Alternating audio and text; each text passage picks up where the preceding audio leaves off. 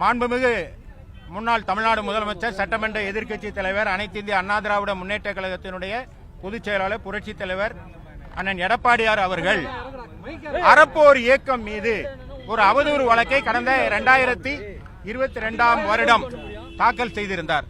அந்த வழக்கில் அதாவது அறப்போர் இயக்கத்திற்கு எதிராக அவதூறு பரப்புவதாக அண்ணன் எடப்பாடியார் ஒரு வழக்கை தாக்கல் செய்திருந்தார், அவதூறு வழக்கு. அந்த வழக்கு சென்னை உயர்நீதிமன்றத்தினுடைய மாஸ்டர் நீதிமன்றத்தில் சாட்சியம் அளிப்பதற்காக போடப்பட்டிருந்தது. அதில் சாட்சியம் அளிப்பதற்காக அண்ணன் எடப்பாடியார் இன்று வந்தார்.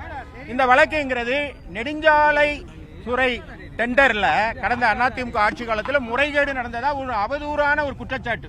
உங்களுக்கு தெரியும், அந்த வழக்கு உச்சநீதிமன்றம் வரை போய் டிஸ்மிஸ் ஆகி வந்தது. அந்த முறைகேடாக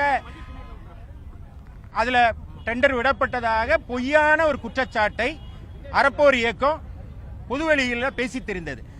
அதை தடை செய்யணும், அவ்வாறு பேசுவதற்கு தடை விதிக்கணும்னு கடந்த 2022 ஆண்டு அண்ணன் எடப்பாடியார் சென்னை உயர்நீதிமன்றத்தினுடைய அமர்விலே முறையிட்டு ஒரு டெஃபமேஷன் கேஸ், அதாவது அவதூறு வழக்கை தாக்கல் செய்து 1,10,00,000 ரூபாய் தனக்கு இழப்பீடு வழங்க வேண்டும் என்று எடப்பாடியார் தாக்கல் செய்த வழக்கு இது.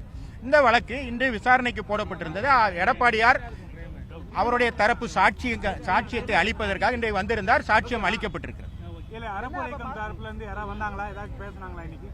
வரல, அவங்க வழக்கறிஞர் வந்திருப்பாங்க. ஆனா இந்த மாதிரி டெஃபமேஷன் கேஸ்ல யார் பெட்டிஷனரோ, அதாவது பிளைண்டிஃபோ, அவங்க வந்து அப்பியர் ஆகணும் அப்படிங்கிறது ஒரு சட்ட விதி. அதன்படி அவர் இன்று வந்து தன்னோட சட்ட கடமையை நிறைவேற்றியிருக்கிறார். 11/12 வர டிசம்பர் மாதம் 11ஆம் தேதிக்கு இந்த வழக்கு ஒத்திவைக்கப்பட்டிருக்கிறது. செய்திகளை உடனுக்குடனும் துல்லியமாகவும் தெரிந்து கொள்ள சப்ஸ்கிரைப் பண்ணுங்க.